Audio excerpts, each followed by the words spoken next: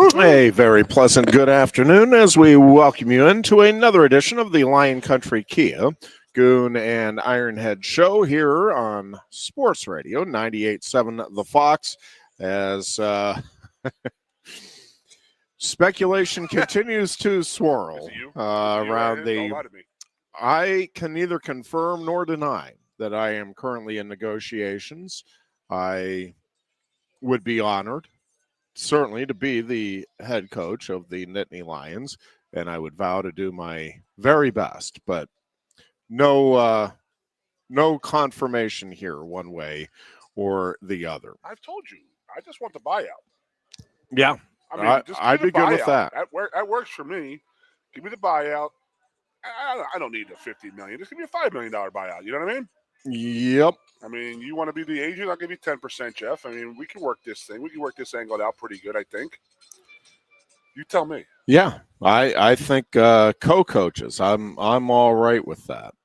Let me make a quick call bold here because no bold prediction here. Let me just make a bold prediction I have is quick call. Go ahead. I'm gonna hop off here just for a second. I don't know if we're gonna have a coach here within the next 24 hours or not. I really don't. I mean, you think that would be going on with all of the speculation revolving around the BYU coach Sataki. Love him. Did a lot of research on him, not Jeffrey.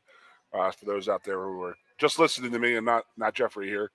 I had no idea that guy was Oregon's first choice before they hired Dan Lanning. So, the guy obviously has a great reputation out in the West Coast, but that is the thing that scares the hell out of me, is that he is a West Coast guy. He's never recruited much past the Rockies.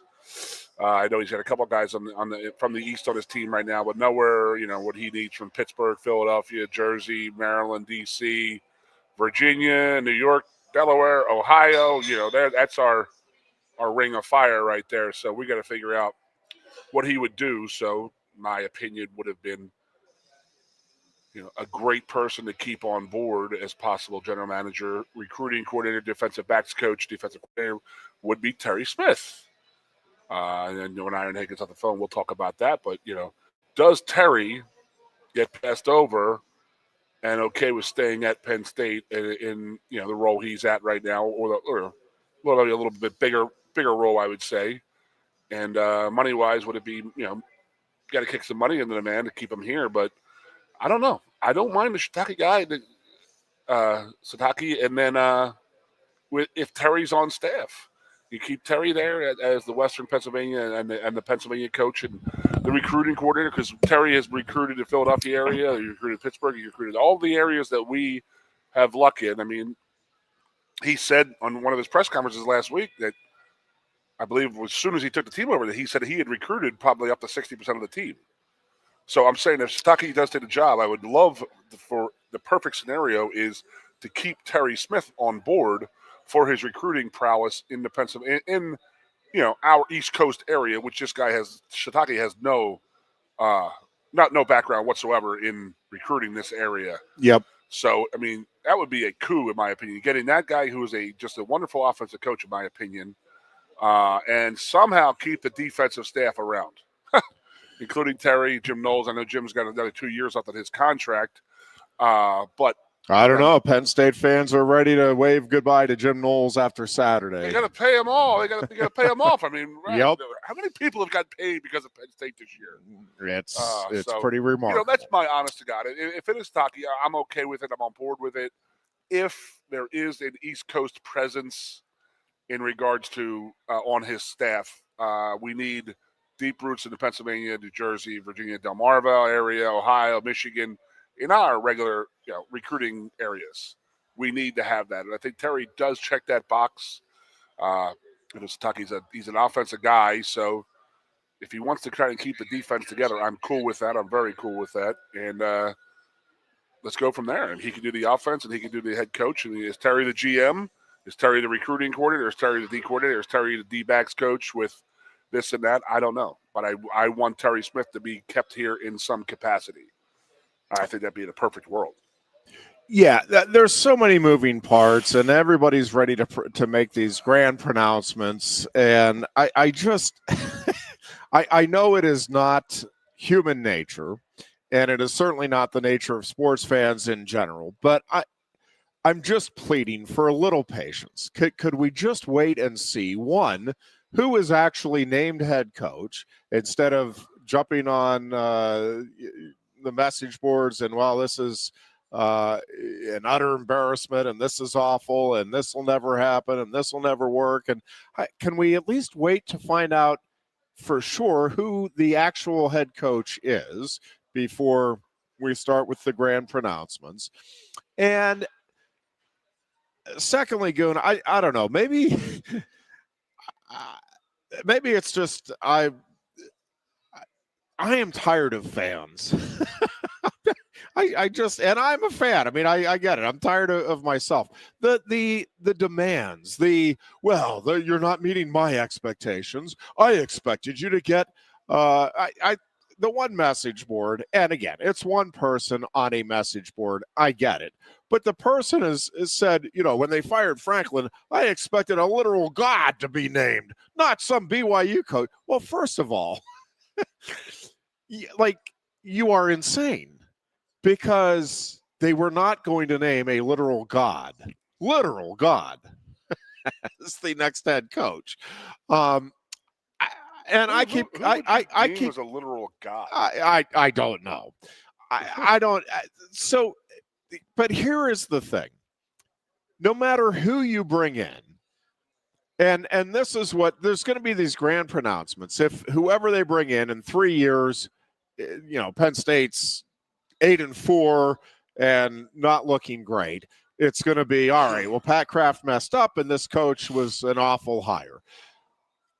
And I've been saying for quite some time, I think that is the more likely scenario of the two scenarios. I think that is more likely than they bring somebody in and in 3 years we're sitting here celebrating the national championship and planning the parade in downtown State College. Now, I am not saying that can't happen. I am hoping with most of Nittany Nation that it does happen. I think it could happen. But it's just, if you're playing the odds here, the odds are when you start looking around the Big Ten right now, and again, we don't know what the future holds. Does Ryan Day jump to the NFL? Some are thinking that's going to happen. Maybe, maybe not. Does that change the equation if it does? Maybe, maybe not. Again, I don't know. Depends who's the next head coach at Ohio State. Depends what their recruiting looks like. But to me, at least in the moment, I think Pat Fitzgerald of Michigan State makes the Spartans much, much better as a program. And I think in short order, they can become a real contender here in the Big Ten. I love Bob Chesney to UCLA. I think that is a really good hire by the Bruins. It feels like Lincoln Riley is getting some things figured out at USC, and they are getting ever closer to stepping back into playoff contention and a team that is in the playoffs. Won't be this year, but it feels like it's getting closer to happening. Feels like he has them on a good trajectory.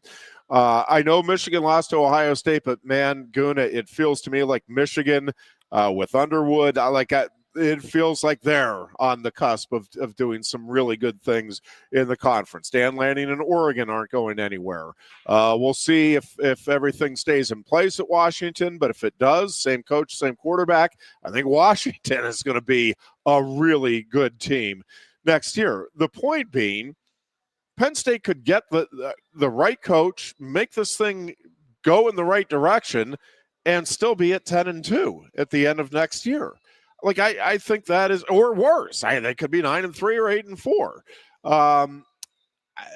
First of all, for next year, now, I mean, it is going to be interesting to see whoever they bring in, and I still don't rule out the possibility of Terry Smith, depending on how negotiations go here. Brian Hartline is still, I just saw somebody posted, and I just saw it. It's like, well, yeah, playing from Columbus. It's okay. I mean, I saw that on the way down here. You're fine. Happens all the time. What's that? I told Carrie, I read that when Carrie was driving down here. We just came back from her parents' house this morning. So I said, somebody said there's a flight coming from Columbus to State College. Oh, that's the soccer coach. And I was like, I don't think Penn State's rolling out the private jet for a soccer coach interview. There you go. But also, then somebody said that was completely fake. It was just yeah. I was reading too much into it, but I understand it. It's happened in October that we've been searching, and I think that Pat, I don't know. Do you think Pat got overwhelmed and had a plan, had an idea, and it got blown up? Well, so I've seen several things. So I don't know, and neither do you. Meaning you in the audience. You don't know exactly what has happened behind the scenes. I've seen several. And by the way, I get the frustration. I mean, it's not like I'm not worried here myself as somebody that follows the program, wants it to be successful. Hours to hire Fitz, you know what I mean? Correct. And so, I think to me we're gleaning several things, but I've seen several folks say, well, obvious that Pat Kraft didn't have a plan. I think that is highly unlikely. What I do think is likely is that plan did not come to fruition. And I don't know what the plan was, and I don't know how many options were in the original plan and how hard Penn State did or didn't go after. I'm reading all the stuff with the agent, and again, probably at least some truth to it. To what degree? And I don't know, because at the end of the day, if you're the agent, I mean, your client with Franklin has his new gig. You're really going to hold a grudge against Penn State when you have an opportunity to go cash in for both you and another client. Like, that just doesn't seem. I just find that hard to believe. And again, I've seen it in enough places that I'm guessing there is at least some truth to it, that there is some disappointment at the least on the on the part of the parties. But I mean, you're in the coaching business. Like, it's not an uncommon thing for coaches to be fired, and I just find it hard to believe that as an agent, all right, you fire one of my coaches, I'm going to make it darn near impossible for you to sign another one of my clients. That, on the surface, that just seems ridiculous to me. But human beings tend to be a little on the ridiculous side. I know I'm one of them. So let's see how it all plays out before the grand proclamations about Pat Kraft as a doofus. He completely messed this up. He had no plan. Let's wait, see what the hire is, see what he has to say. I think we can safely say at this point, Penn State did not get the plan A did not go accordingly. I can't imagine that plan A was, yep, let's wait till after we get through the entire season and a week after, and let's then bring in. What if it was Sataki whoever the coach is? Right. And they wanted to wait until his season was over. And it's not over yet. And it got leaked out. So that was plan A. And then is he still on board? I mean, is he definitely off? I don't know. I'm reading. He's on board. He's off board. And BYU as trying to figure out the money. BYU is making it sounds like, and some BYU alums, yes, a significant effort to keep him there. And, this gets into. Well, I mean, could that have been plan A? Could you think that may have been his dark horse the whole time? I think that is extremely unlikely. Okay. I guess if you're asking me, is it possible? Are you saying there's a chance? Okay. Yes, I have to concede. Again, I haven't talked to Pat Kraft about it. I don't know what his thought process was. Is it theoretically possible that, yep, that's what happened? I mean, I guess theoretically it's possible. That's what people had the problem with, and that's releasing James Franklin when they did without having a game plan. But he had a game plan.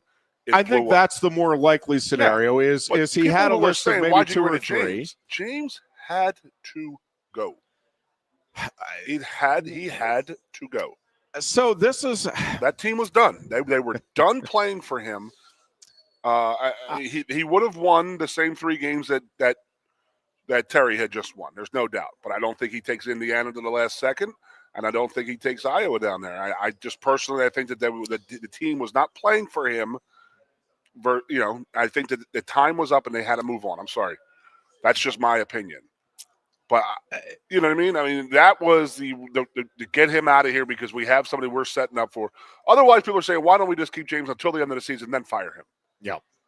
I understand that. But James had to go. It wasn't good at all. From what I'm hearing and what I'm seeing, what I read and what I have actually witnessed on the football field, they were done. I mean, the team was done playing for him, and they weren't playing anymore. And he may have been done. Dude, somebody wrote me a note today.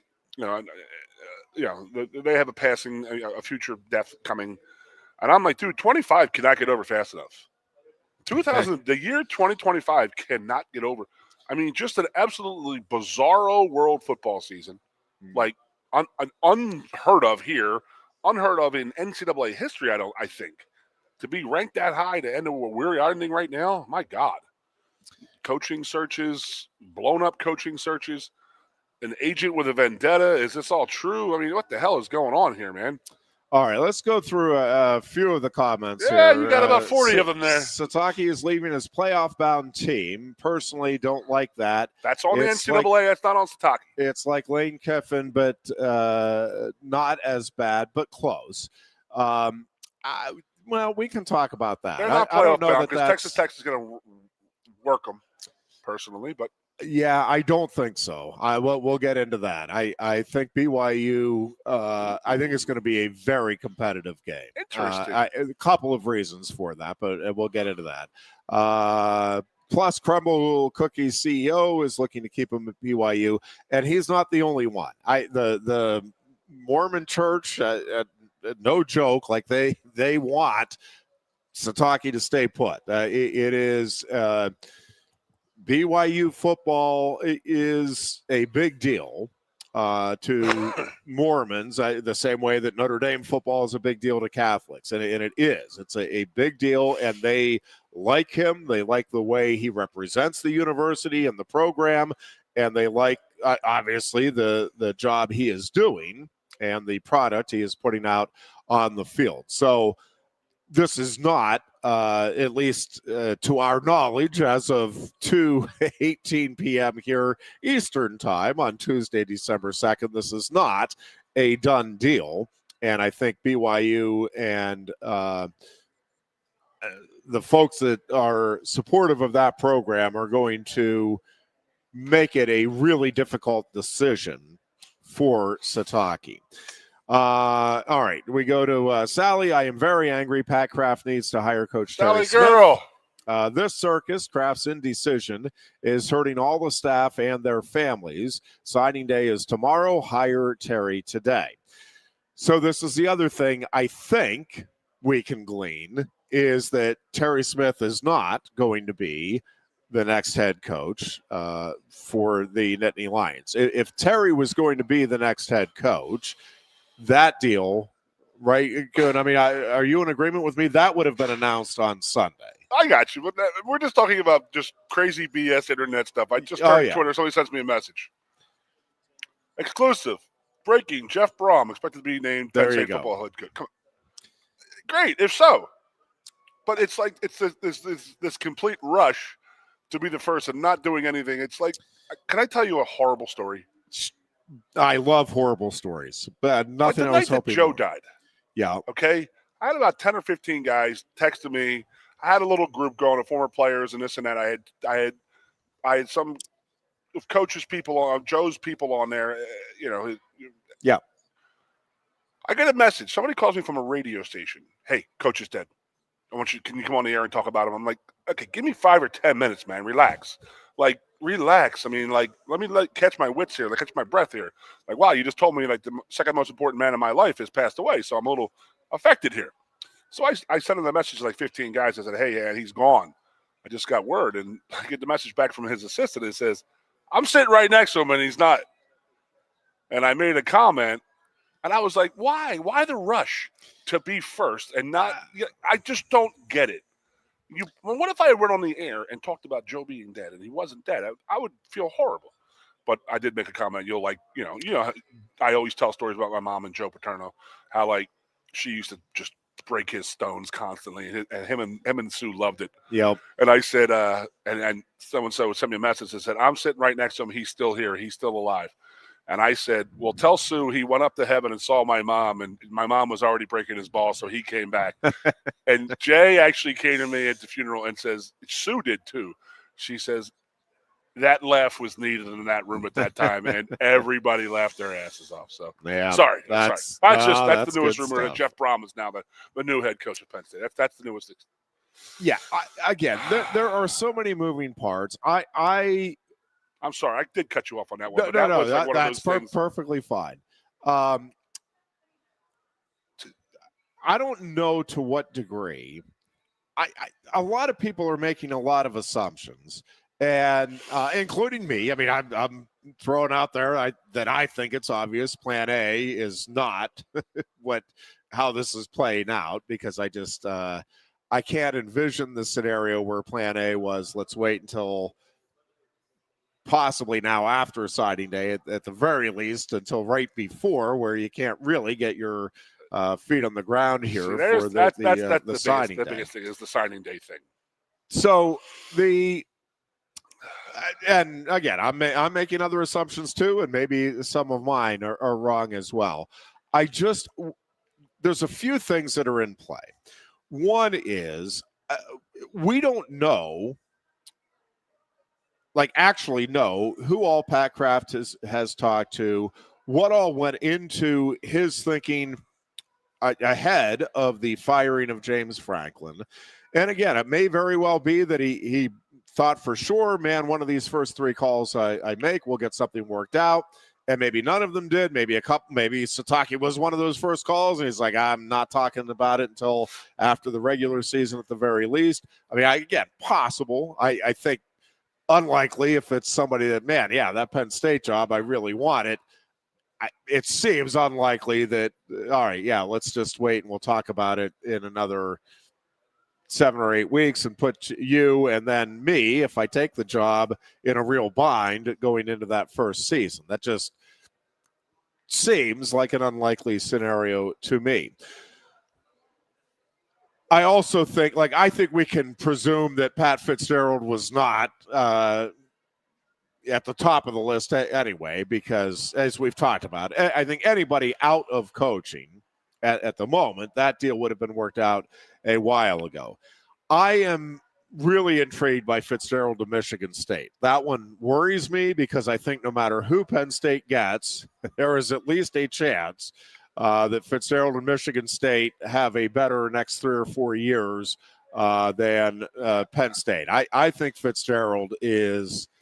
Now, I think you have to back that up with what you mean by that, and I know what you mean. And that is that we're losing 30 seniors. We do not have a coach. We have National Signing Day tomorrow. Our head coach just left for Virginia Tech. He's going to take 30 more guys from this team and that recruiting class. So now we're down to about 30 to 45 guys right now. Well, and we are expecting the coach to come in here to bring some players, I would think. But we're not going to get a recruiting class if we don't have anybody lined up right now. Now, but does that go back to the letter of intent means nothing now? Right? Okay. To a large degree, that is true. So the letter of intent guys can sign tomorrow and then join their mind portal? They could change their mind in the late. Well, yeah, portal is. But is that what they'd have to go into the portal? So that would certainly be, yes. If they've signed, that would be the next possibility for those guys. Just looking at this again, we don't know none of us do, what all went into the conversation with Pat Kraft and Terry Smith. I'm with everybody else. Given what I have as my knowledge base, I'm all in on Terry Smith as well. To me, it makes a ton of sense on a whole number of fronts. And I've read the people that object to Terry Smith, and his opportunity is come and gone. We got to be real. That's fine. Everybody can have their opinion. To me, I think Terry Smith would have been and still would be my top choice. And it's not because of the emotion of the 3-game win streak. I think it is a combination of his utter love of Penn State. I think we just saw firsthand the ability to get the players to rally around him. And I get it. The defense didn't look great Saturday. I had a bunch of people reach out to me. This is why Terry Smith can't be the head coach. Okay. And what were some of those excuses? If you are looking, like some of you are, I think, looking for the coach, and I don't mean to be the one to break this to you. You're thinking there's a coach out there who his teams, offense, defense, and special teams, always play really good. No, they're fundamentally sound. They don't make penalties. They don't turn the ball over. They don't lose to teams they're not supposed to. They knock off the top. Folks, it doesn't exist. Nick Saban didn't do that. Like, you're not being real with yourself. No, I saw one half of football. I saw in that second half against Ohio State. That's why Terry Smith can't be head coach. Right. Okay. So you're trying to convince yourself that Nick Saban's teams never had a bad half. I got news for you. I watched his teams have horrible games, like whole games. Whoever, Joe Paterno, I miserably sat through some god-awful performances of Joe Paterno coach teams. 6'4"? I sat through some god-awful performances of, no matter who the coach is. Can we stop with that's why he can't be. Stop it. Stop that nonsense. Heard my theory? The idea that because a unit didn't play the way you wanted it to, and by the way any coach would want it to. Terry Smith wasn't elated with the defensive effort Saturday. He recognized it. He's not an idiot. Yes. He said it. And so, do you think he will go about trying to correct that? And I think to a large degree correcting it for the bowl game, which is something else we can get into as the program unfolds. I do, but I also think from the recruiting standpoint, I think he is a guy that, again, has had up close and personal, saw what a really good coach, and regardless of what you ultimately think of James Franklin, I'm sorry, that is a really good coach. You don't win 10 games as often as he did and be just a lousy coach, as some of you are wanting to believe.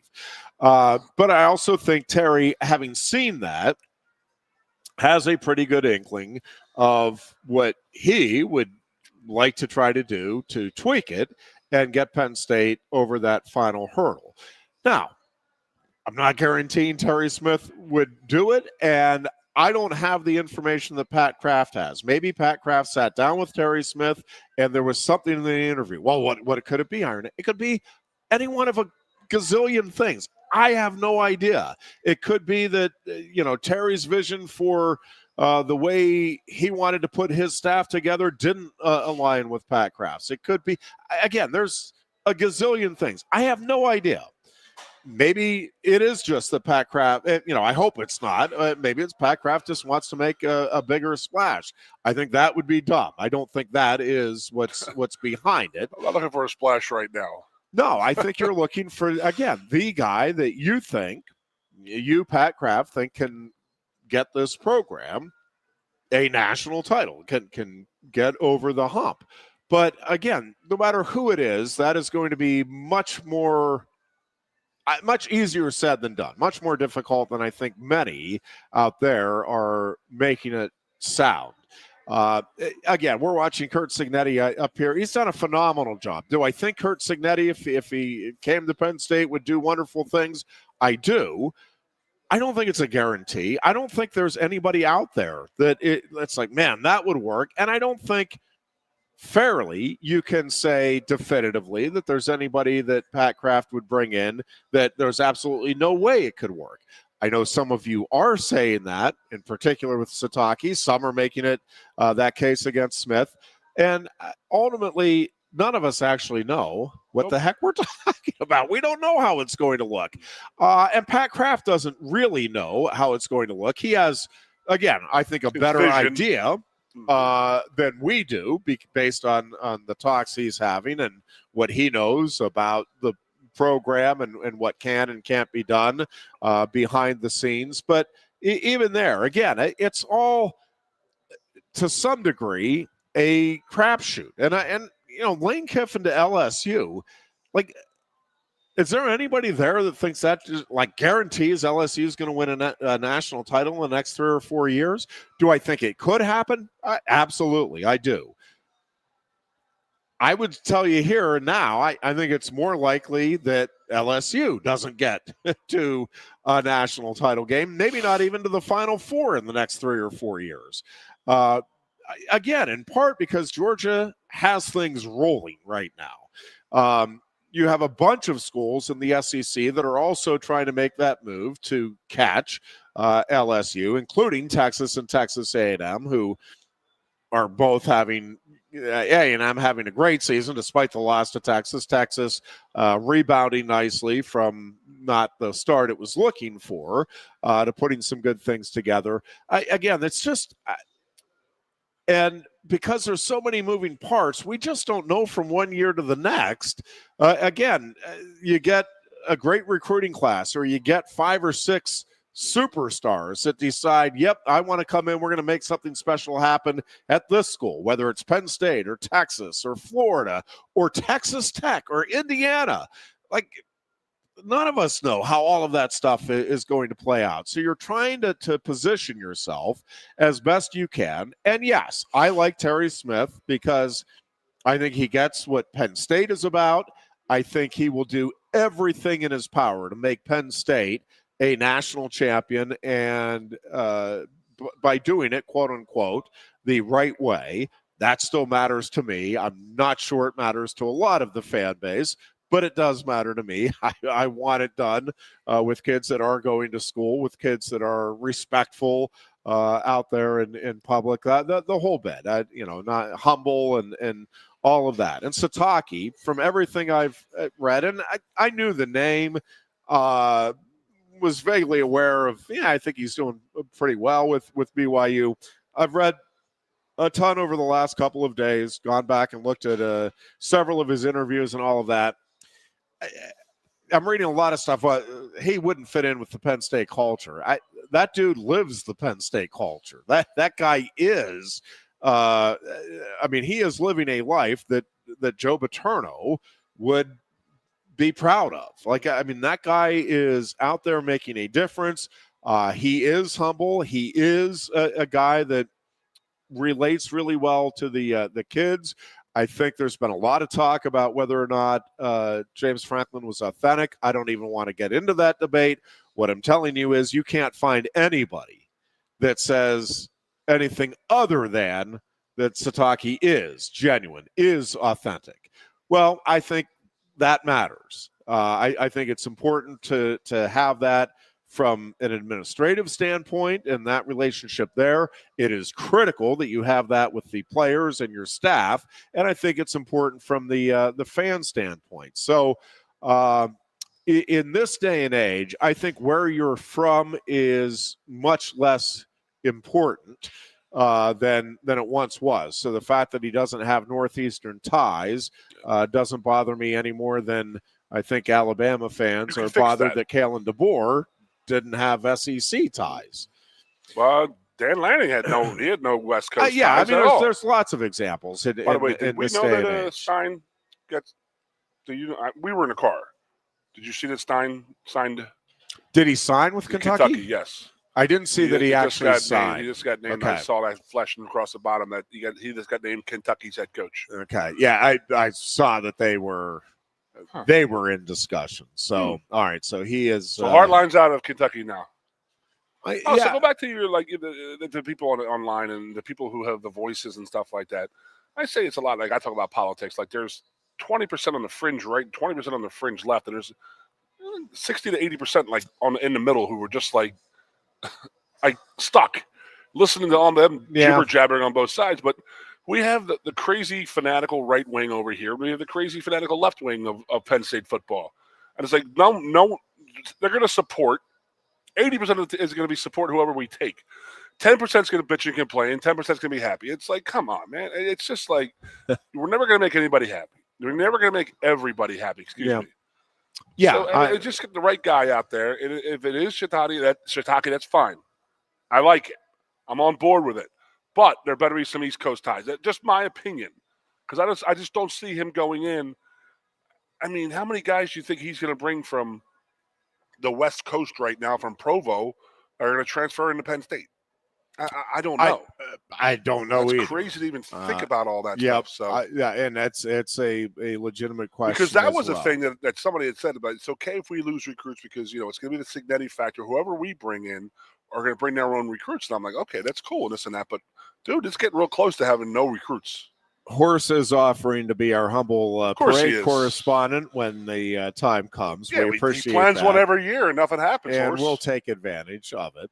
If it isn't a Heartline, keep Terry for a small contract and use the money you save to get a better staff. Start with an OC that doesn't suck. I don't know. That offense looked pretty good to me on Saturday, but maybe that was just my TV set. It looked like a pretty good offense. Boys were humming. But again, that's just me.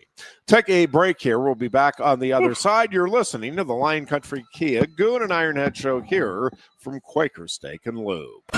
This region is known for its winding forest roads and scenic wild beauty. And there's one vehicle that's as rugged as Happy Valley. It's the Kia Telluride from Lion Country Kia.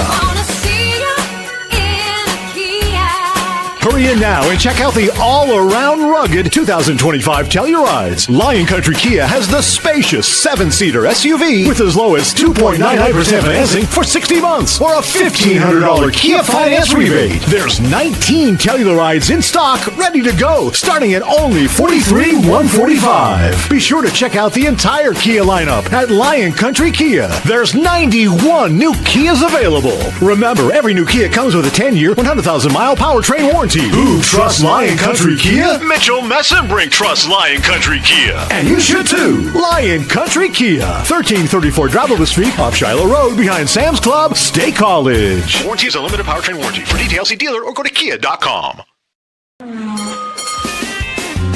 you love wings, if you love rings, and all kinds of other tempting things, great times, great food, get to Quaker Steak and Lube. Get our Best Wings USA, signature sauces, mouth-watering appetizers, or any of our delicious award-winning lube favorites. Great times, great food, get to Quaker Steak and Lube.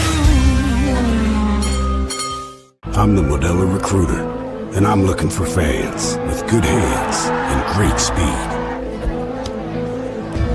The ones who stay focused and never miss a play. They go the distance on game day, even when their team is away. I'm always watching, always looking to reward more full-time fans. Because football isn't really football without you. Lusk & Associates Sotheby's International Realty proudly presents the introduction of our new State College office at 314 South Borough Street in State College. At Sotheby's International Realty, we advertise locally, nationally, and internationally, bringing the best of advertising and promotion to each and every one of our properties, big or small. Call now. A lot has changed about State College. One thing that hasn't is W.C. Clark's Coffee Roasters on 234 East Calder Way. 30 different varieties of specialty coffee beans sourced from over 25 countries and roasted with love each morning in Happy Valley for over 45 years. They'll ship their fresh roasted coffee from their doorstep to yours. Order online at statecollegecoffee.com. That's statecollegecoffee.com. Hi, welcome to Timberland Federal Credit Union, a financial cooperative for its members, tracing all the way back to 1973. Experience Timberland Federal Credit Union, where you're greeted with a smile and financial solutions are tailored to your unique life journey. Here, we're not just financial professionals, we're your neighbors, people invested in your financial needs, literacy, and empowerment.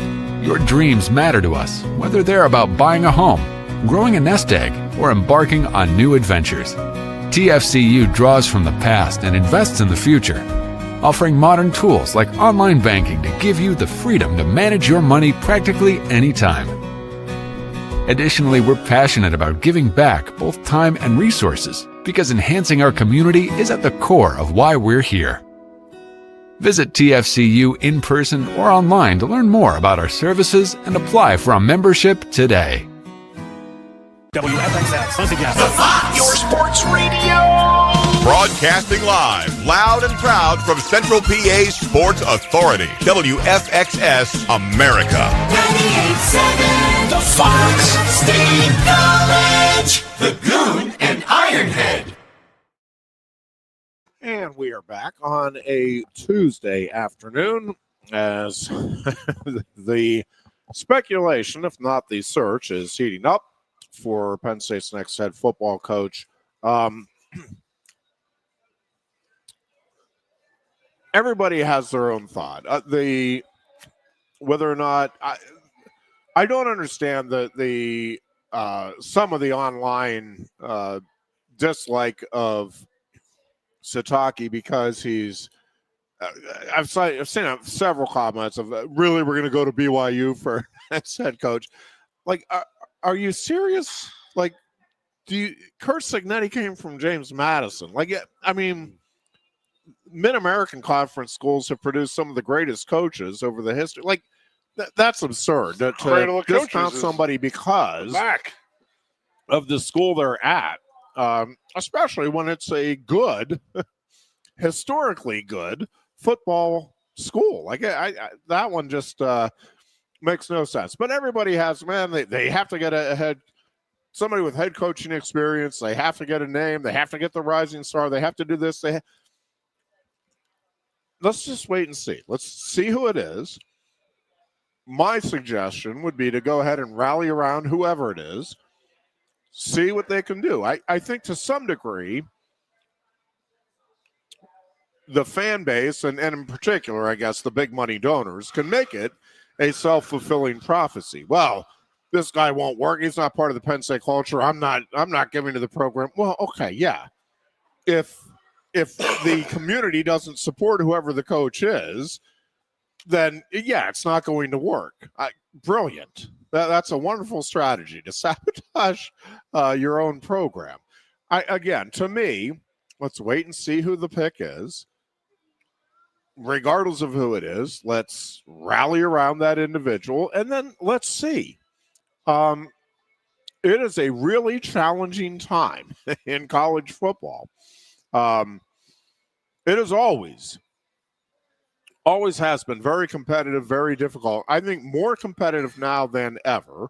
I think it's why you're seeing schools like Indiana and Texas Tech. I thought initially that with the NIL, again, we would just see the power schools rise and separate further.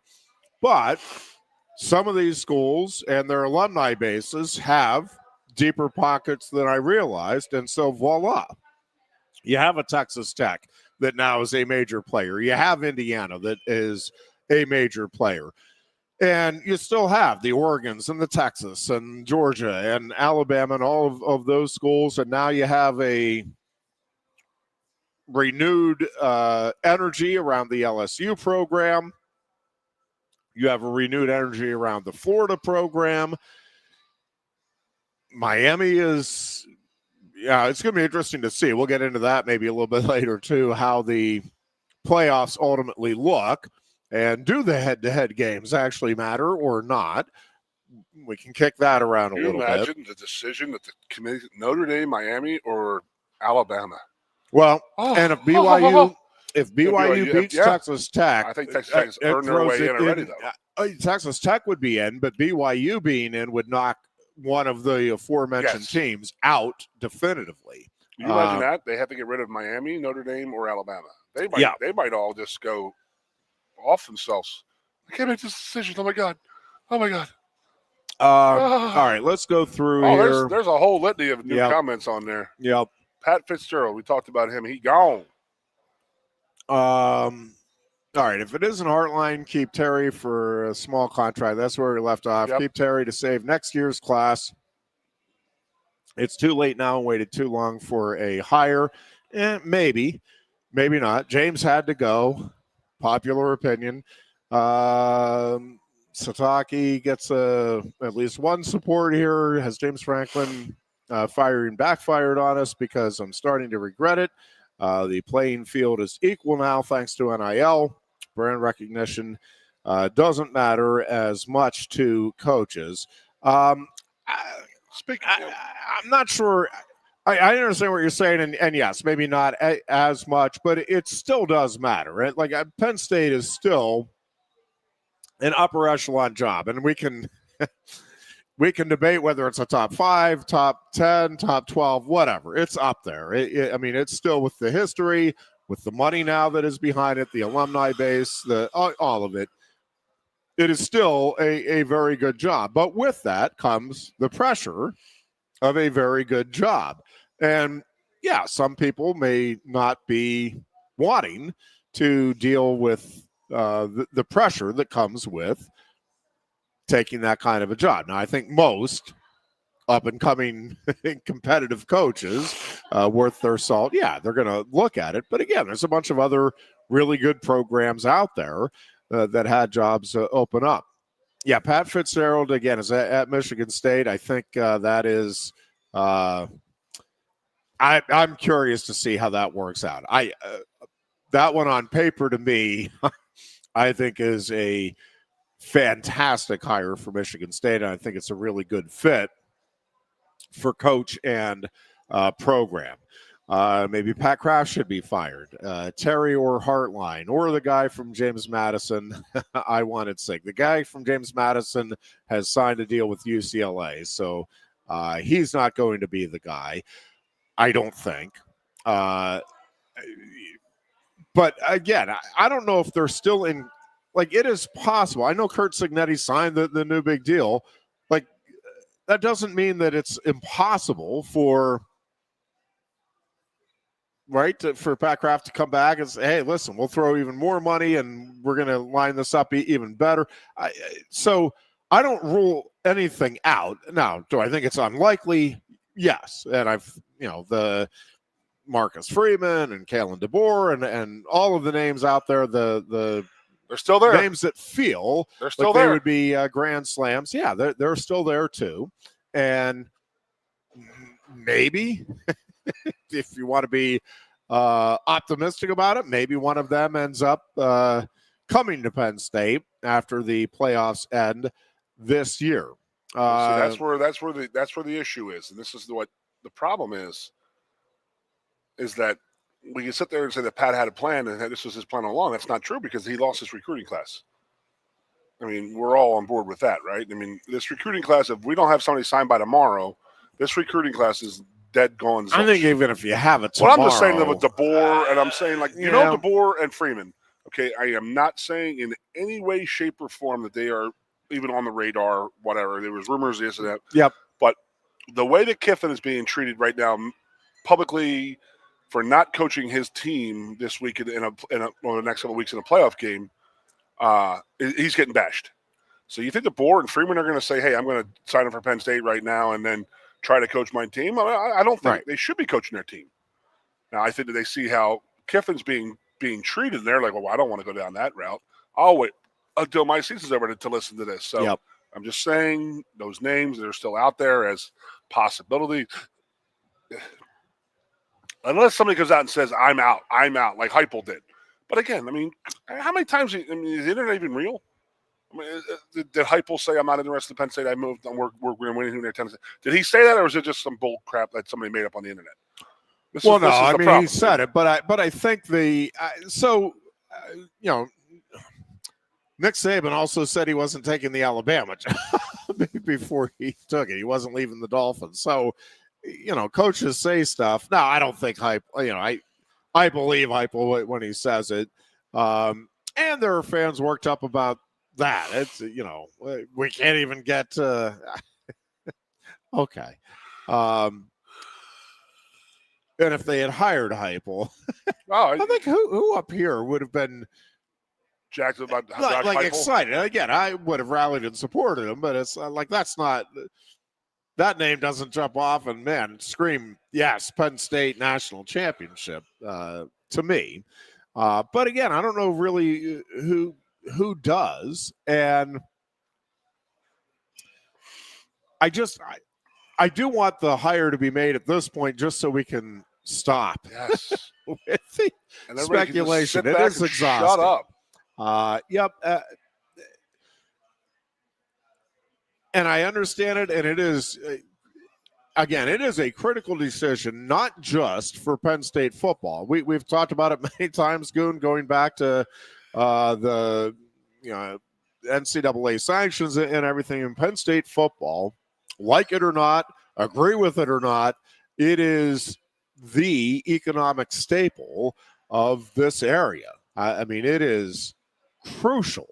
Penn State football's success and the feeling about the program for the fan base is absolutely crucial for the economic viability and well-being for Center County and really the neighboring counties as well. So I understand the nervousness. I'm worried about the immediate future and what this looks like over the next few years. And I certainly acknowledge that getting this hire right, whatever that means, however you define that, it is going to be important for Penn State football to be relevant in the Big Ten on the national stage in the very near future, whether or not it's necessarily right out of the gate next season with the new head coach, or you have to wait 2, maybe even 3 years to get this thing back to where you want it. But it's not a big window of opportunity for whoever comes in to get this thing feeling like it's back to national prominence, a top 5-6 program on a regular basis. And James Franklin clearly had this program until this season and whatever happened there. But I mean, Penn State over the course of James Franklin's tenure was clearly a top 10 program, probably a top 7 or 8 program nationally. So the idea, at least, bringing in a new coach is to get Penn State to greater heights, which means getting it, quote unquote, to elite status and one of the top 4 or 5 programs in the country. And I'm just telling you, I'm on board for let's do everything we can to make that happen. Also, I think a little perspective and realizing like that is going to be a really tall order, even with a lot of money expended on the program, even with a great coach and doing everything right and great recruiter and great development and all of that, because again, you're competing with Georgia, Alabama, Texas A&M, LSU, Ohio State, Michigan, Oregon, USC, maybe now UCLA, Indiana. Like, it's not like, all right, yep, we're just going to automatically watch Penn State be one of the top 4 or 5 programs every year.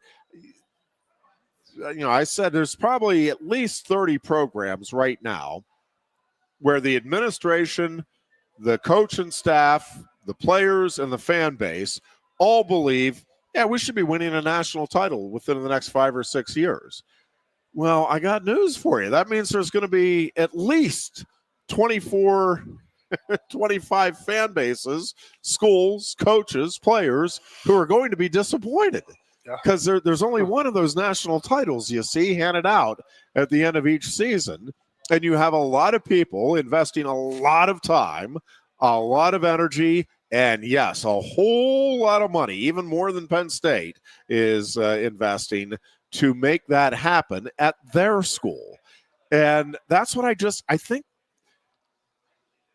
think some folks are not understanding how truly difficult it is to create a national championship winning program. That is a really hard thing to do. I'm all for it. Again, don't misunderstand. I want that to be the goal. I think it should be the goal. I think we should be doing everything we can as a university, as an alumni base, toward making that happen. But also understand that if you come up short, that doesn't mean you suck. It doesn't mean Pat Kraft didn't know what he was doing as an athletic director. It doesn't mean the head coach stinks. It means that, there's a couple of other programs out there that were a little bit better. I believe that the comment I used to use, or we used to use in the film room, was when the coach was yelling at you for somebody beating you and busting you up, and you're like, they're on scholarship too now. I mean, well, you're not supposed to win every battle, every play. You're going to lose. By the way, I just out of the corner of my eye, I saw that Giants kick last night. Did you see that? I did. I never saw anything like it in my life, Byers. Typical kicker thing, unbelievable. But so a guy makes a play on you, and it's like, okay, well, you know what? So-and-so, they made a play. They're scholarship players too. Okay? I mean, if BYU wants to keep them, that's fine. And they made a play. They're scholarship players too.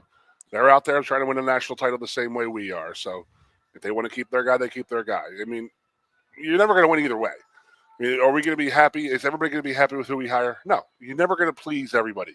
There's always going to have an issue. Well, it should have been so-and-so. I think we're going to run into that route right now, Jeff. And that is no doubt. I think that there's this faction of the people who were like, Joe Paterno is life and death. Like, there's nothing that man ever did wrong, and Terry was with him, so we have to. I hate Penn State without Joe Paterno. Like those fringe lunatics. Like, whoa, dude. Like, okay, he was a man. He was a football coach. Okay. But other people are like, if they don't sign Terry, they're already drawing the line in the sand. I'll never support Penn State again. I'll never do that. I mean, why? Yeah. Because your guy didn't get picked.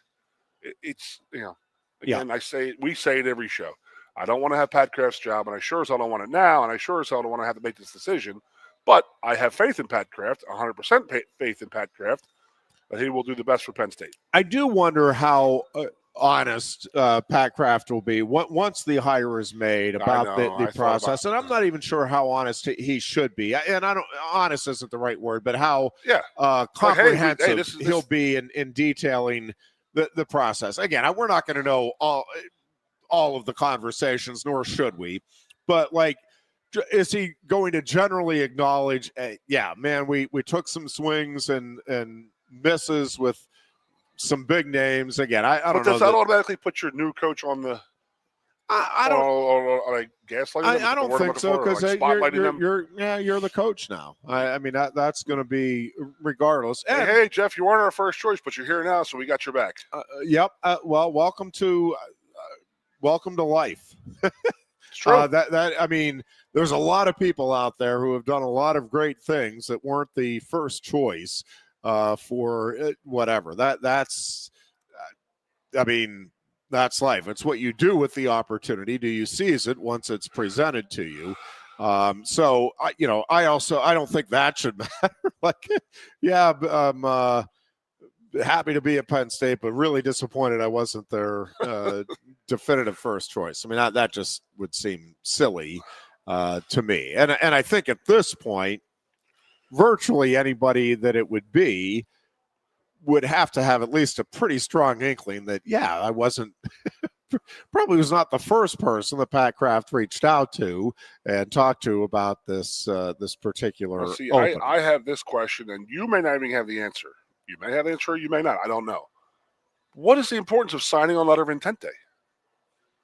If you can leave at any time and go in the transfer portal, is it because Tangwell says that guys will start getting paid when they sign their letter of intent. Well, it may be that. I don't know. Also, I mean, now there's a lot of players, and I don't know what the percentage is, but it's certainly up from the zero or close to zero when I was in school. That was your GPA. The number of players who will enroll at their school in the spring. So there's a fair number of players now that will do that.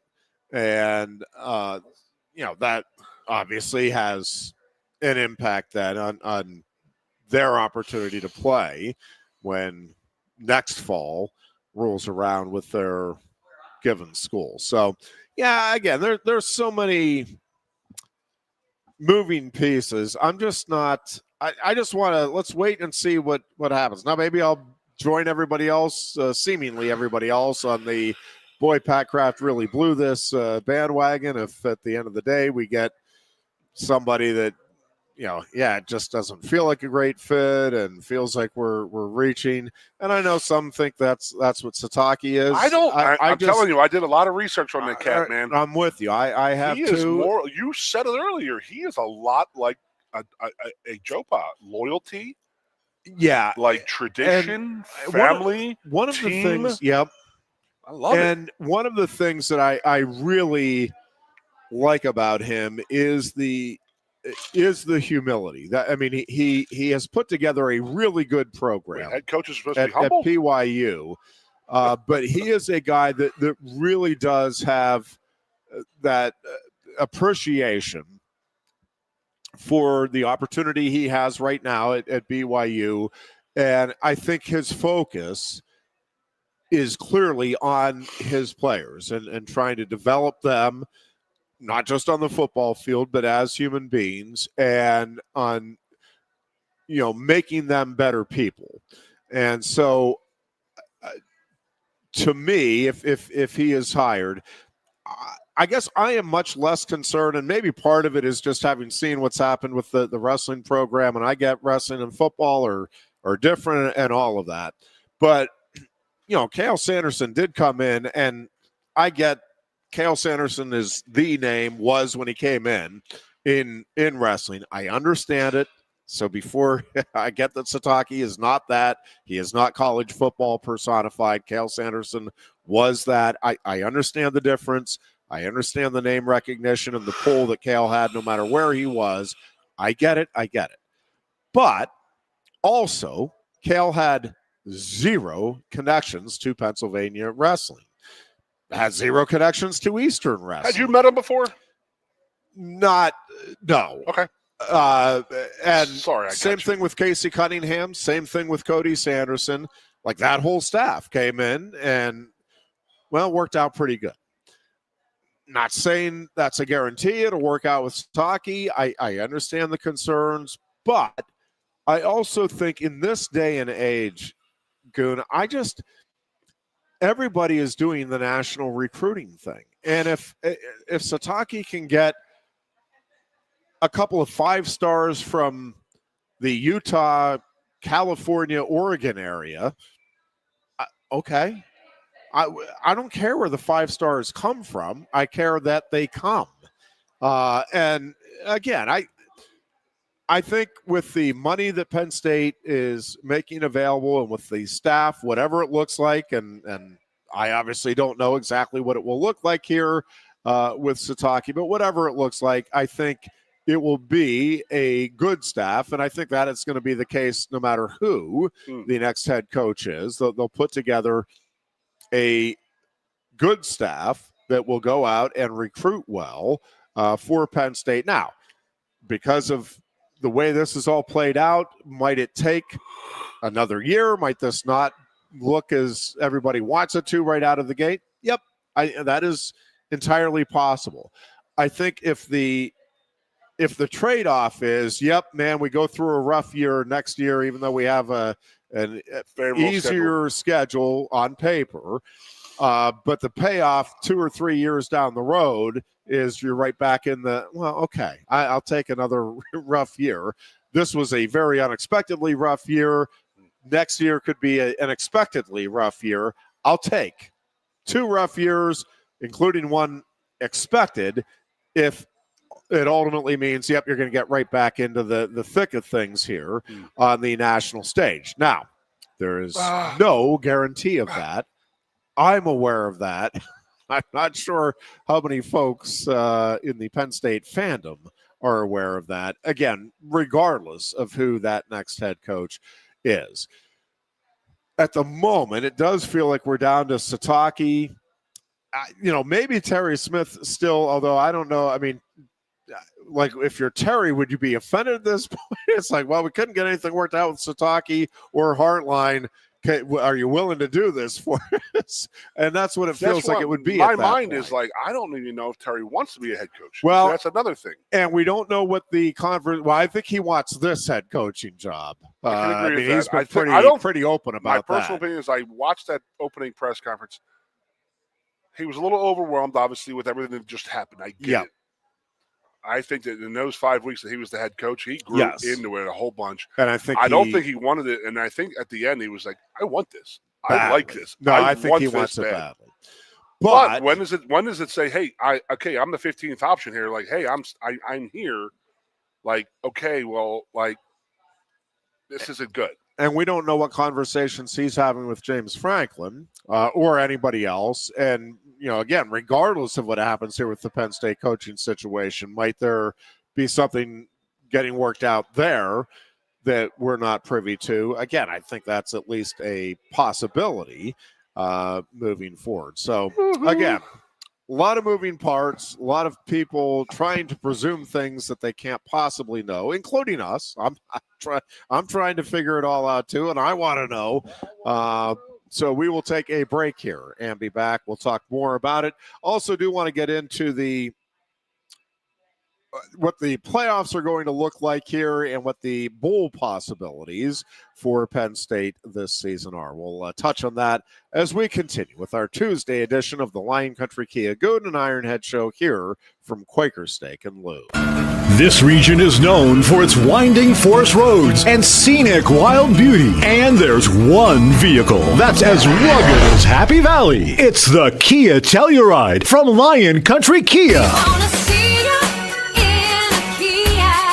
Hurry in now and check out the all-around rugged 2025 Tellurides. Lion Country Kia has the spacious 7-seater SUV with as low as 2.99% financing for 60 months or a $1,500 Kia finance rebate. There's 19 Tellurides in stock ready to go, starting at only $43,145. Be sure to check out the entire Kia lineup at Lion Country Kia. There's 91 new Kias available. Remember, every new Kia comes with a 10-year, 100,000-mile powertrain warranty. Who trusts Lion Country Kia? Mitchell Messenbrink trusts Lion Country Kia. And you should too. Lion Country Kia. 1334 Drivable Street off Shiloh Road behind Sam's Club, State College. Warranty is a limited powertrain warranty. For details, see dealer or go to kia.com.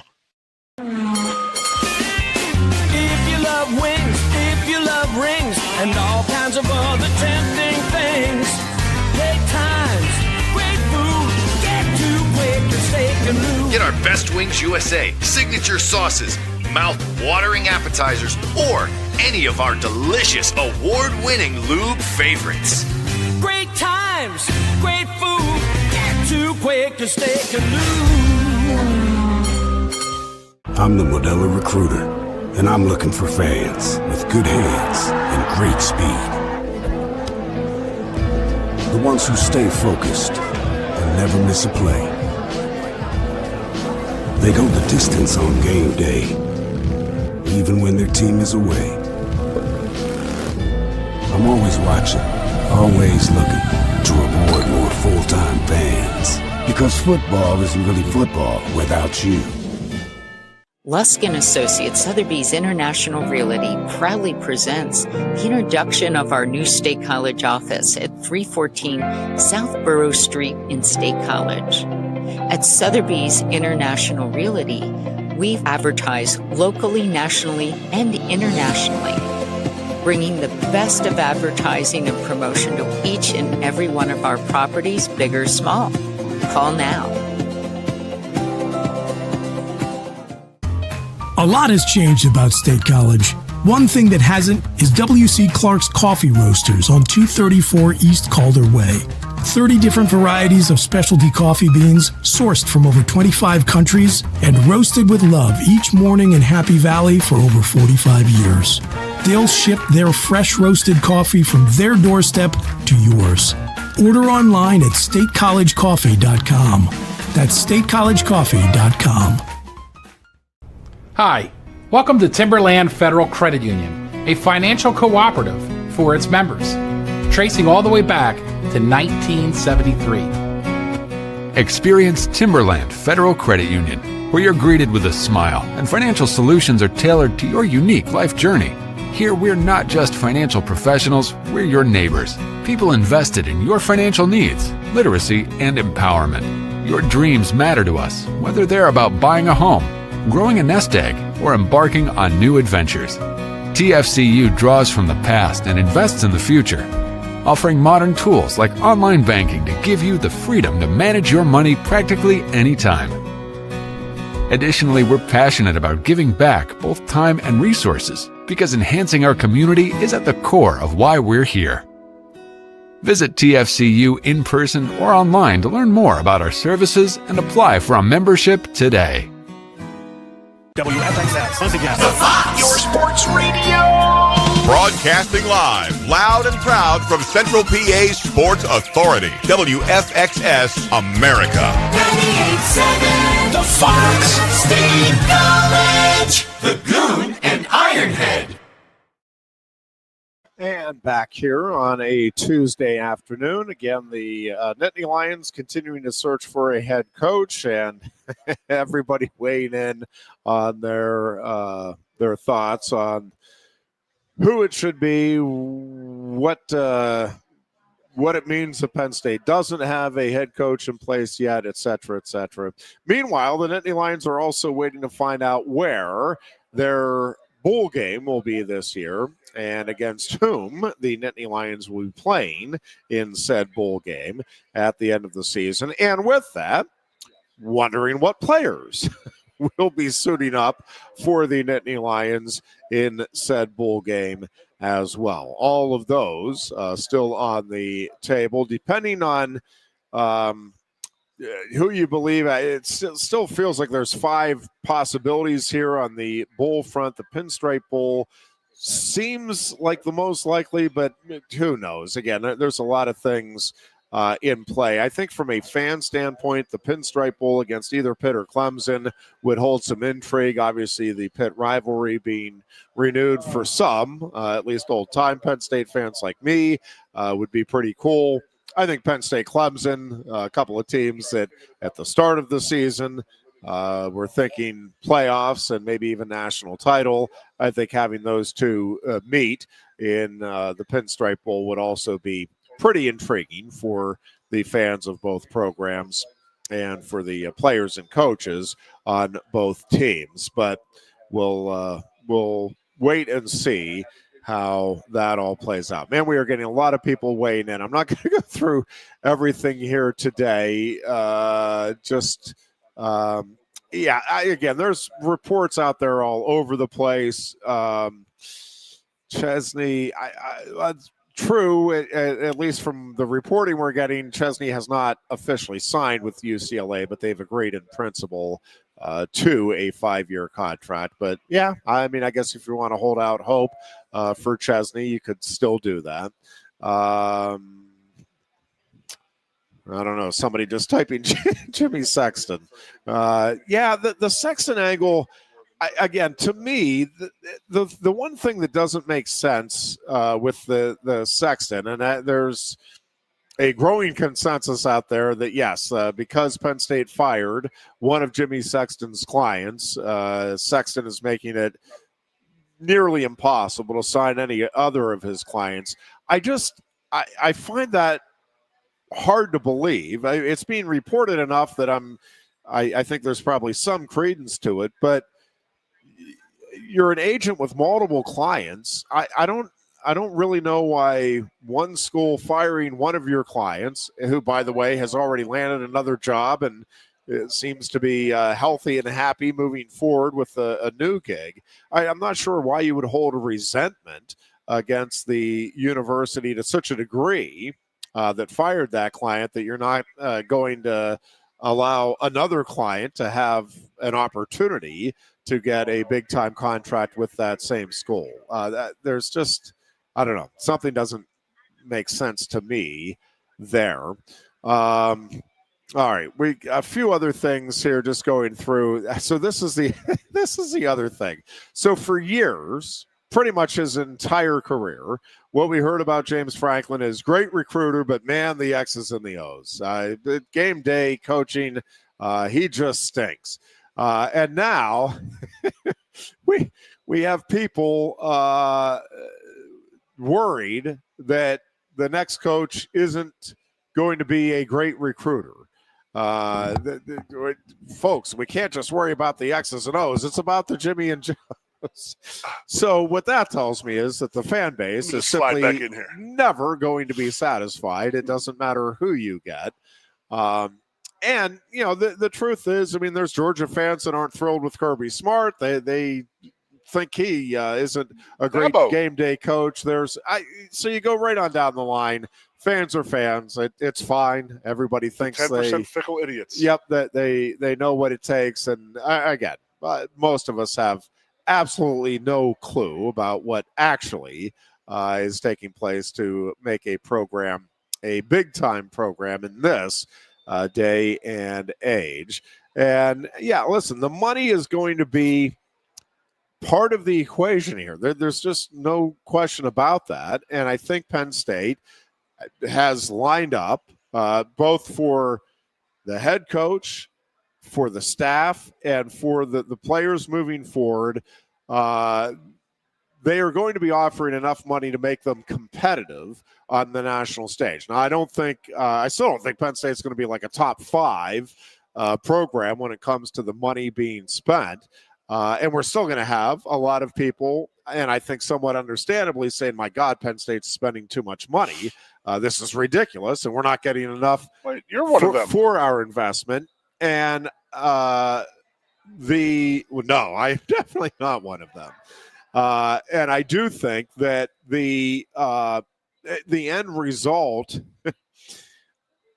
by and large, is going to be you're going to get what you pay for in athletics. And there's going to be exceptions to that for sure, but you're going to have to be competitive, and I think Penn State will be competitive when it comes to the money offered, but that is going to be part of the equation, no question about it, moving forward. Oh, yeah, the ongoing splintering of the Penn State fan base. Penn State is down to C-tier coaches. Who's a C-tier coach? The guy's playing for a playoff this week. He's in the playoff. I'm just telling you, this is the mentality. That this person is not alone, and I'm not even looking to call you out. We have no idea what we're talking about. And we don't either. I'm just true. I'm telling you, we just we don't. And one thing, Pat Kraft, as Chris Buganati is going to say, Pat Kraft has a ton more information than we do about these coaches, whoever he's interviewed, and again, what their philosophies are, how he sees that aligning or not aligning with Penn State, and what can be done here, and all of those things. All of college wrestling has a connection to Pennsylvania.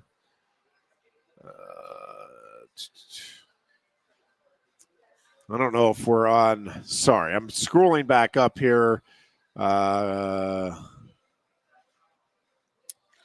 Just because the was in January. Sataki isn't coming to you guys. All reports here say an announcement will be coming soon with an extension with BYU. Not very possible, and would not be at all surprising.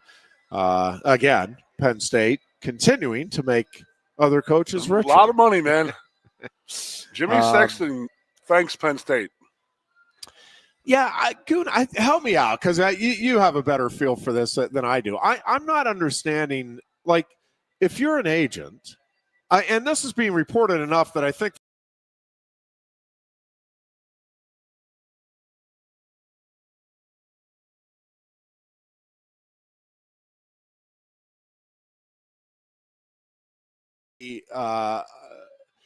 I'm not understanding the thinking behind why Penn State fired Franklin. And so now Sexton is done and none of his clients will go to Penn State. Like, it just doesn't make any sense. No. If you're an agent and you have multiple clients, it just doesn't make any sense to me. It's like this stuff happens all the time. Yeah. You work for your client. You got your client in Franklin, now another very good gig at Virginia Tech. You got paid. What would be it would be one thing if Penn State went out of its way to prohibit your client from having the opportunity to coach somewhere else, or there's just something that doesn't make sense to me about why would you not work on behalf of your other clients to go to what is going to be a very well-paying job here at Penn State. Like, I don't understand the Sexton angle. It doesn't make sense to me that, wow, you wronged one of my clients, so now all of my clients. Exactly. That makes no sense. No, because I mean, you still have to work for these people. You're still their agent. I mean, you're not going to say, because you did this to James Franklin, I'm going to withhold this person from making any money because of you. Have you know what I mean? There been no other Jimmy Sexton coaches that have been fired? Yeah, exactly. I find that hard to believe. I can see where James would be vindictive. Is he going to hold a grudge against every school that fires any one of his clients? I don't see the agent. Like, it just doesn't make sense to me. James is the only guy he likes that if Kirby or somebody else got fired was when Saban got fired from from different places. Was he was he there? Was he his agent then, apologizing and this and that? And yeah, I mean, James is not his only client. That is the thing. We know this. This guy's controlling the whole freaking thing. But Todd McShay says the other day in his podcast, he was talking about. He goes, look it up, and I didn't have the chance to do it, but he said there's a $38 million reason between the Nike and the Adidas thing that came up, and it really soured Pat and Jimmy Sexton to Pat Kraft and with James. And I don't know what that is. I will look it up later upon my travels this afternoon, but I will try to figure out what that meant, what Todd McShay was talking about. He said, look up the $38 million issue between Nike and Adidas for James Franklin and Pat. And I don't know what that means. I mean, was James due to get a lot more money from Nike and Pat poo-pooed it and went to Adidas anyway? I don't know. I don't know what that meant. So take it for what that's worth. But I'm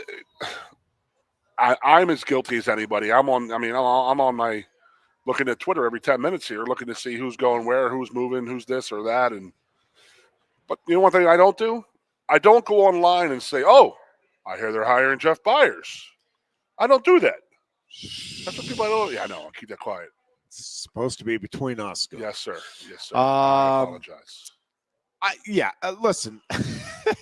Again, let's wait and see who the hire is before we get all apoplectic over the the choice that hasn't been named yet. Would just be one of my suggestions. I hope Grunkmeyer stays. I hope Darius Dixon stays. I mean, there's a bunch of players I hope stay. But also, and this is the tough thing about the situation Penn State's in, because, and I think in particular for those of us that are older Penn State fans, and we're here for the Paterno era, like, loyalty is what we grew up with. It's what we knew throughout, in my case, at least my entire childhood up through my 20s. And it's like, yeah, this is, you knew what Penn State football was. You knew who it was. You knew what it was about. And there were very few changes in terms of, what you were expecting year to year. We're just in a different world. And I am with the folks. Again, I am all on the Terry Smith bandwagon as well. But I'm just telling you, I don't know what all occurred in the interview, and if something or a few things were raised that were red flags for Pat Kraft. And I don't know that either way. I'm not saying that there were, and my gosh, you guys got to put the brakes on this. I don't know. I have no idea. Or if Pat Kraft has somebody in mind that it's like, I really think Terry Smith is great, but man, I think this guy is even better for these 3 reasons, or this one really big reason. I don't know. I'm willing to concede that Pat Kraft may have more and better information to make the correct decision than I do, sitting here watching from the outside, kind of looking in on the entire process. So but let's just wait and see. I would want to go into battle with a proven Penn State coach rather than a possible future coach without our history. How many BYU games were you anxious to watch this year and be willing to pay for streaming on Peacock? Well, no, because I'm a Penn State fan, but if Sataki's here, then Sataki's the Penn State coach, and I'm still not paying for the BYU games, and I don't care. Like, I'm not going to be paying to watch the LSU games because Lane Kiffin's there. Why? Because I'm a Penn State guy.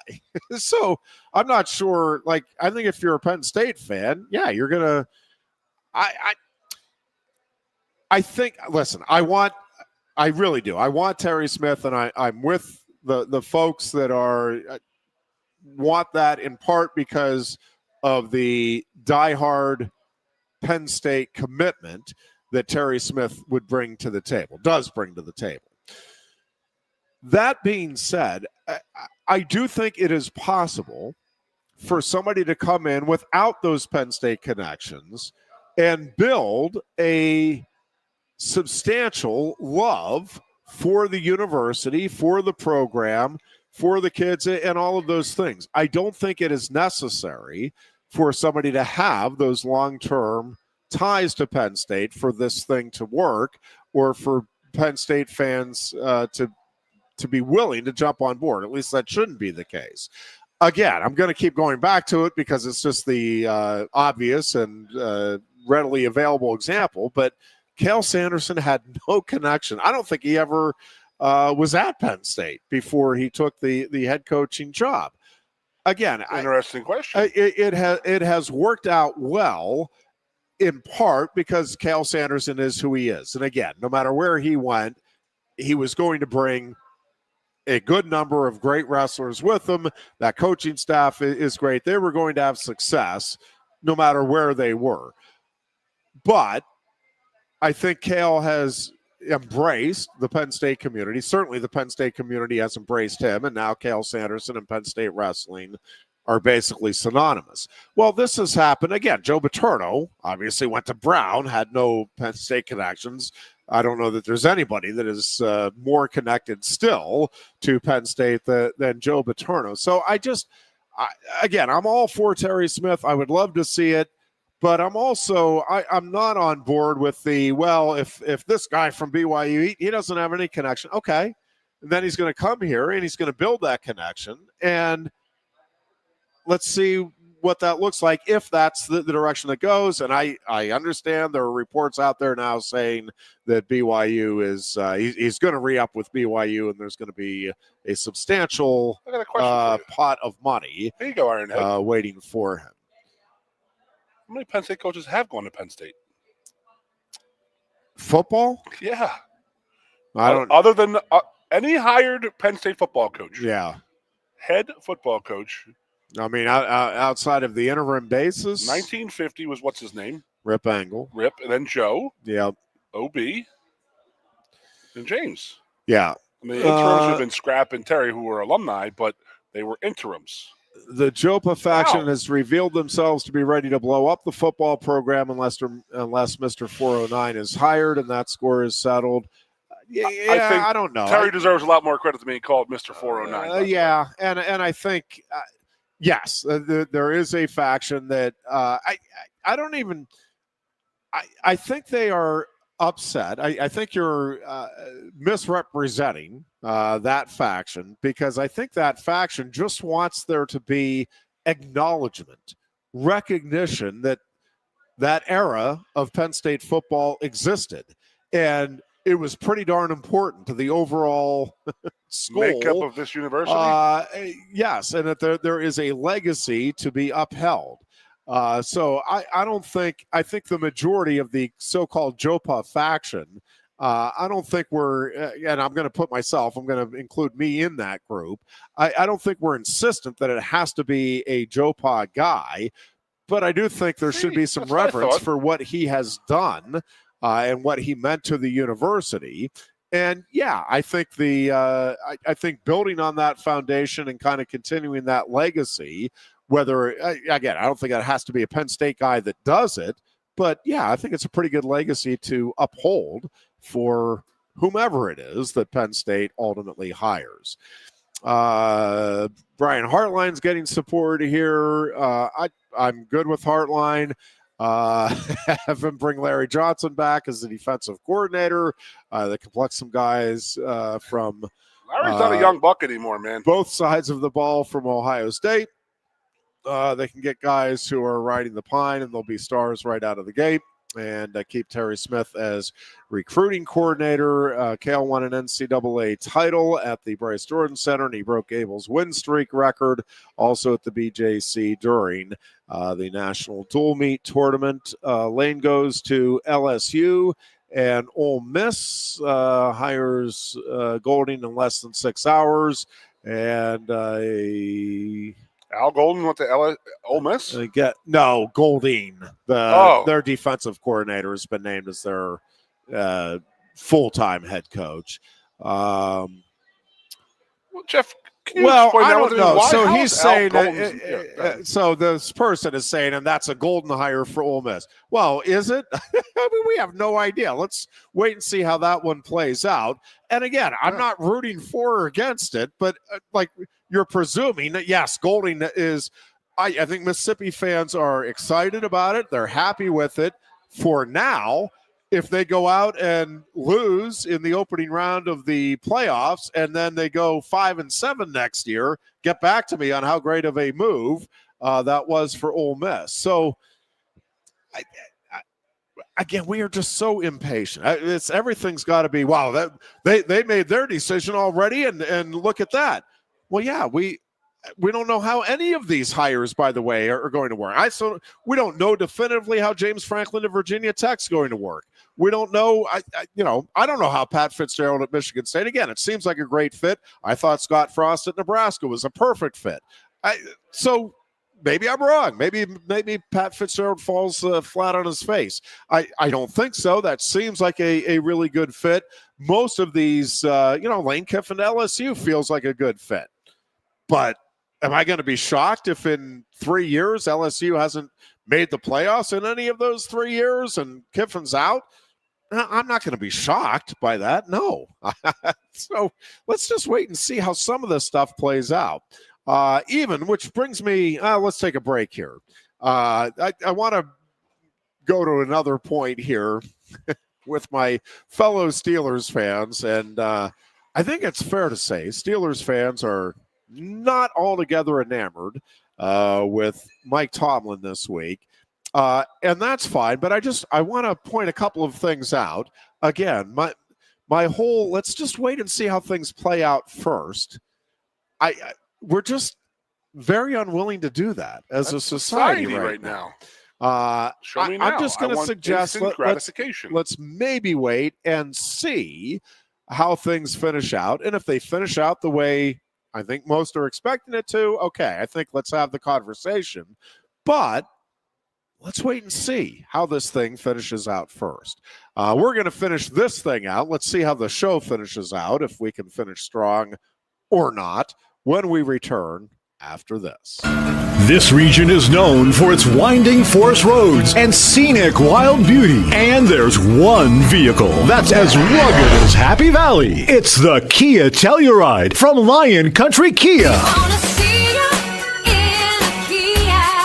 Hurry in now and check out the all-around rugged 2025 Tellurides. Lion Country Kia has the spacious 7-seater SUV with as low as 2.99% financing for 60 months or a $1,500 Kia finance rebate. There's 19 Tellurides in stock, ready to go, starting at only $43,145. Be sure to check out the entire Kia lineup at Lion Country Kia. There's 91 new Kias available. Remember, every new Kia comes with a 10-year, 100,000-mile powertrain warranty. Who trusts Lion Country Kia? Mitchell Messenbrink trusts Lion Country Kia. And you should too. Lion Country Kia. 1334 Dryville Street, off Shiloh Road, behind Sam's Club, State College. Warranty is a limited powertrain warranty. For details, see dealer or go to kia.com.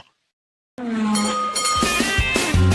you love wings, if you love rings, and all kinds of other tempting things, great times, great food, get to Quaker Steak Lube. Get our Best Wings USA, signature sauces, mouth-watering appetizers, or any of our delicious award-winning lube favorites. Great times, great food, get to Quaker Steak Lube. I'm the Modelo Recruiter, and I'm looking for fans with good hands and great speed. The ones who stay focused and never miss a play. They go the distance on game day, even when their team is away. I'm always watching, always looking to reward more full-time fans. Because football isn't really football without you. Lusk & Associates Sotheby's International Realty proudly presents the introduction of our new State College office at 314 South Borough Street in State College. At Sotheby's International Realty, we advertise locally, nationally, and internationally, bringing the best of advertising and promotion to each and every one of our properties, big or small. Call now. A lot has changed about State College. One thing that hasn't is W.C. Clark's Coffee Roasters on 234 East Calder Way. 30 different varieties of specialty coffee beans sourced from over 25 countries and roasted with love each morning in Happy Valley for over 45 years. They'll ship their fresh roasted coffee from their doorstep to yours. Order online at statecollegecoffee.com. That's statecollegecoffee.com. Hi, welcome to Timberland Federal Credit Union, a financial cooperative for its members, tracing all the way back to 1973. Experience Timberland Federal Credit Union, where you're greeted with a smile and financial solutions are tailored to your unique life journey. Here, we're not just financial professionals, we're your neighbors, people invested in your financial needs, literacy, and empowerment. Your dreams matter to us, whether they're about buying a home, growing a nest egg, or embarking on new adventures. TFCU draws from the past and invests in the future, offering modern tools like online banking to give you the freedom to manage your money practically anytime. Additionally, we're passionate about giving back both time and resources because enhancing our community is at the core of why we're here. Visit TFCU in person or online to learn more about our services and apply for a membership today. WFXS, once again, the Fox, your sports radio. Broadcasting live, loud and proud from Central PA's Sports Authority, WFXS America. 98.7, the Fox, State College, the Goon and Ironhead. And back here for a final segment on this Tuesday afternoon as the natives are restless. We want a head coach, and different people have different suggestions on who it will be, who it should be, and we're just all still waiting together to find out. And then everybody will react accordingly. Some will lose their minds in a good way. Some will lose their minds in a bad way. Second one up. I was waiting for this one. Then we'll see where we go from there. Yeah. And from Alan. I know, Alan. I know. The mighty Penguins last night, 5-1 winners in Philadelphia. Good to see Sidney Crosby finally get a little success against those Flyers. Good. Don't you feel good for him to finally? I don't know. Finally get a little something going against the Flyers. I don't know if there's ever been an athlete that can destroy one opposing team the way that Sidney Crosby has single-handedly destroyed the Philadelphia Flyers in his 20-year career. Yeah, Every Crosby. game. It was Crosby 2, the Flyers 1, and then the rest of the Penguins beat the Flyers 3-0 last night. So unbelievable. Yeah, it was kind of fun to watch as a Penguins fan. Salvage something out of what was you're a Steelers fan. tough I'll weekend. give it to you. I mean, Steelers. The Eagles stunk on Friday, but yeah, they Steelers struggled in the second half mightily against the Bills. Here's the thing. So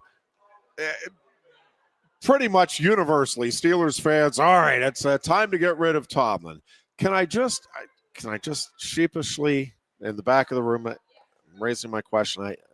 Raising my hand, I have a question. Bring it on. If the Steelers, and I know it's unlikely, I'm not predicting it. They're going to the playoffs. Say it. Predict it. If they win the final 5 games and not only go into the playoffs, but go in with a head of steam, win a couple of games in the playoffs, well, then this seems like a bunch of panic over nothing. And before you start with there's no way that's happening. Okay. I've seen a lot made of Aaron Rodgers' post-game comments on the calling out Jonnu Smith and the presumably suggesting others either aren't in the meeting room in the films or not paying attention or whatever. What if, and it's a hypothetical, I get it, we'll see how it all plays out, but just what if he actually, by saying that, brings everybody together in the practice this week? Hey, we've all got to get on the same page. Like, everything we want out of this season is right in front of us. Let's get together. I'm going to deliver my best. I'm talking as Aaron Rodgers now. I'm going to deliver my best. I need you guys to step up. Let's go on a run here, and let's get this thing done. It starts with this Sunday against the Ravens. And what if the Steelers do go out, win in Baltimore, and get a little steam behind them and make a run here? This season, I get that it was a bad game. Are you watching around the NFL this year? What team is it that is just lighting you up? Because, we've gone different stages of the season. It's been like, all right, well, now this team, now we know they're good. And then they struggle. And it's like, oh, man, this is the hot team. Look out, Detroit's coming. And then Detroit struggles. Now it's last week it was the Rams. Rams are the best. Oh, the Rams are clearly the class of the NFL. Everybody else, well, they just lost to the Panthers. And the Panthers are an up-and-coming team as well. The Bears have looked good at times. Could we wait and see how it plays out? It's a veteran team. The Steelers I'm talking about. Maybe they put some things together here down the stretch. I think there are some components there. Listen, that thing unraveled quickly with Rodgers taking the blindside hit. He hung on to the ball way too long there. Took the hit, the scoop and score, and then Rudolph comes in, throws the interception, and basically it felt like the game was over on those two plays. But up until that point, like at halftime, and I get the Bills haven't looked like the Bills of old, but still a pretty good team, still a really good quarterback. And you take the two touchdowns off of the turnovers, the one directly and the one setting up. Well, I mean, the Steelers are right there in that game.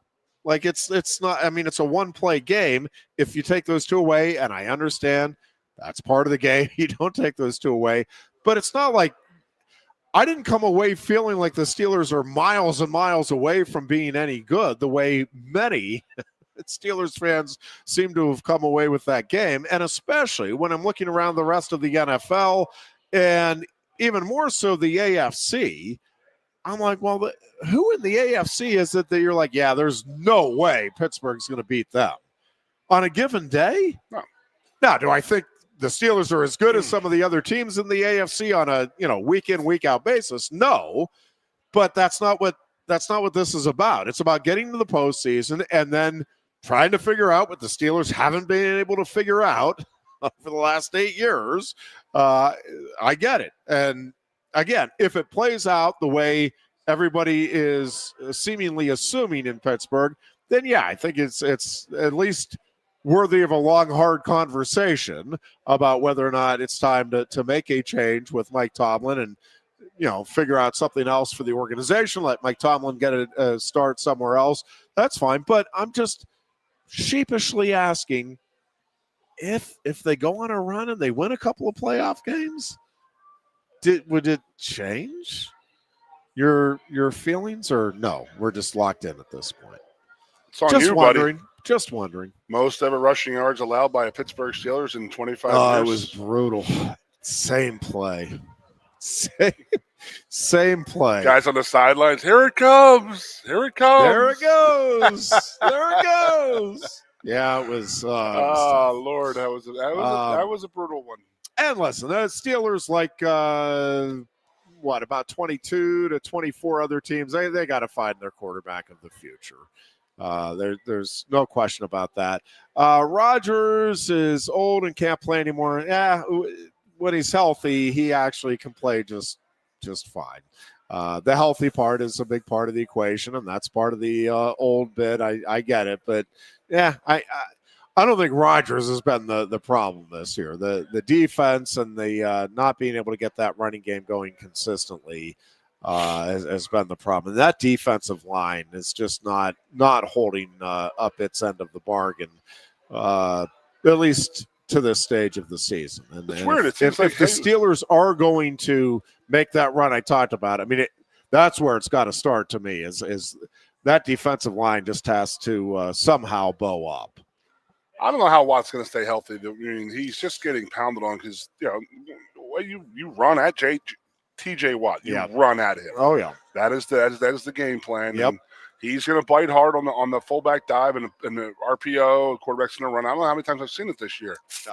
Pretty much every time. Yeah. So he crashes this down. Is what it feels like. And it's the problem. I mean, the fans are somewhat guilty of this, and that is that, we got to keep Hayward. We got to keep Watt. They're our guys, and they're 30-some years old. Yeah, they've been productive though. But even do you at think the start of this season. It's the Derek Jeter syndrome? People were like, the Yankees had to pay him those last 5 years. He was not an all-star shortstop, but they paid him huge money just because of his loyalty to him and because of what he'd done in the past. That's not how professional sports are working. Yeah, and they're running into that issue right now, big time, in my opinion. Yeah, let's see how it finishes up. I want to see, and again, I'm not making any predictions either way. And if they lose, they go 1-4 down the stretch, I'm okay with. It may be time to just make a change for the sake of making a change for both the organization and for Mike Tomlin. Let him get a fresh start somewhere else, and maybe it works out all Andy Reid in the ideal world for both parties. Correct. Just fine moving forward. That's the way I'm projecting for Penn State. Yeah. So let's go back to the the Penn State coaching search. I would be. I'm okay with pretty much any of the names out there. I am intrigued by Hartline. Not the last one was just on there. I think Hartline is I think he's more of a gamble than some are making it sound. Agree. Now, I also think it's one of those risk-reward things. It feels like, and again, it's a feeling. It feels like, man, that could be the guy that you catch lightning in a bottle with. Like he just, from a personality standpoint, from a hot name standpoint, like recruits say, yeah, that's the guy I want to come play for. Like it feels like, at least in the moment, man, that could really work. And it also feels like if it doesn't work, okay, now you've given a few years for some of these other things to settle out. And so maybe you see, hey, Bob Chesney is doing some good things at UCLA. Maybe we can offer more than UCLA. And I'm getting way ahead of myself, and I understand that. But I'm saying, 3-4 years down the road, if it doesn't work out, I just think there's always going to be other opportunities out there, and I think you can make that change. Heartline feels like, while a bit of a risk, it feels like one of those that is worth that risk because of the potential there. We got the guy that was the rising star, a la Kirby Smart, or Ryan Day was obviously already at Ohio State. I got a name for you right now. Yep. Remind Lane Kiffin. Well, he was an up-and-coming superstar with Pete Carroll, USC. Got a head coaching job real early. Burnt that to the ground because he wasn't ready. He was a great recruiter, a great coach, a great this and that. Yeah, you can be that, but you still got to learn how to be a head coach. Yep. And I think that Lane has learned how to be a head coach. I want to go back to that, what I said earlier. I think that he's catching a lot of grief for what the NCAA has set up as stupid, horrible rules. Like, we are playing conference championships this week, and we have National Letter of Intent Day. So, of course, into the season, there's going to be, coaching changes and stuff like that. And this is what we went through last year with our recruiting class. Yeah. Is that, we have coaches who are out trying to coach it's National Recruit Day on Wednesday, and they have the Big Ten title on Saturday night. I mean, it's not fair to those teams. It really, truly isn't. And then the transfer portal thing happens right during the playoffs. I just don't understand. I don't get it. I don't understand the whole thing enough to say when that time should be. When should the portal be? After the spring semester, which would probably be a okay thing. Yeah. But then the coaches are going to say, well, we want to see what we're getting into with spring practice. So we got to have these guys in there. Yeah. I mean, you got to figure out what the hell we're doing, because it's not fair. Lane Kiffin looks like an ass. Lane Kiffin is an ass. But Lane Kiffin looks like a bigger ass right now because of how he is leaving Ole Miss. But what is he supposed to do? Next year, he's coaching LSU. Are you supposed to say to him, hey, why don't you stay here for $3.5 million less? You make that decision. You're leaving Taco Bell for $10 more an hour. But, you have pride and, whatever. Dude, no one's going to do that. For $3.5 million more, you're going to leave. Okay? And then your job now is LSU coach. So you get your ass there. You got to start recruiting before Letter of Intent Day and trying to keep those recruits that they have there and bring the ones you have into there too. So it's sort of on the NCAA. So it's like, let's get it all figured out, man. Jesus. Where is the fine line for you guys with Pat Kraft, where he may have fumbled this search? To me, no coach by 1-1 by January 1st is my line. Am I fair? I mean, that seems awfully late to me. But again, if this is the thing, what none of us know, this is why I'm just saying, let's wait and see how it plays out. If and I'm not expecting any of these things to happen, but let's just play this out for a moment, where everybody in the world dumps on Pat Kraft and this is awful, this was butchered and it's horrible, and then it comes out after the national championship game, hey, Kalen DeBoer is now the head coach at Penn State. Does that change now? We had Kalen all along. We were talking to him. He asked us to keep it quiet. Again, am I expecting that's, just to be clear, no, I don't think that's what's going on. I'm not expecting that's the way it plays out. But what I'm saying is I'm reluctant to say hard and fast, yes, if it's not done by this date or if it's not this guy by this time, then it's clearly been just an abominable failure.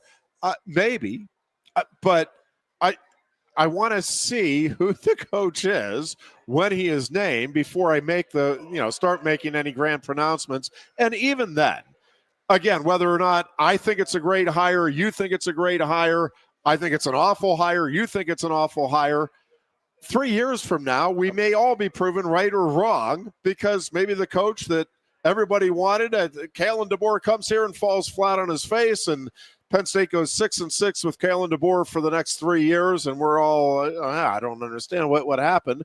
Or, maybe Satake comes in and wins the national title next year. I have no idea how this stuff is going to play out. None of us do. And So let's just wait and see, at least who the coach is, whenever that is, before we make pronouncements about our initial feeling. And then, again, we're all going to see together how it all plays out. And then we can deem in 3 or 4 years, all right, yeah, it was pretty good, not great. It was awful. It was fantastic, better than we could have ever expected. Does this happen every year, and we're just finally getting involved with it? I don't think it's ever been this crazy. I don't think, in terms of college football's openings, and no, I don't think it's ever been quite. So there's a lot of people who just who say that, who just say, "Hey, we hired Terry, give him a 3-year deal, see what we can do," because yeah, maybe he's not the guy. We'll know that in a year or two. But coaching, it's so bleak and it's shallow pool right now. It's very shallow. Like there's not many guys left.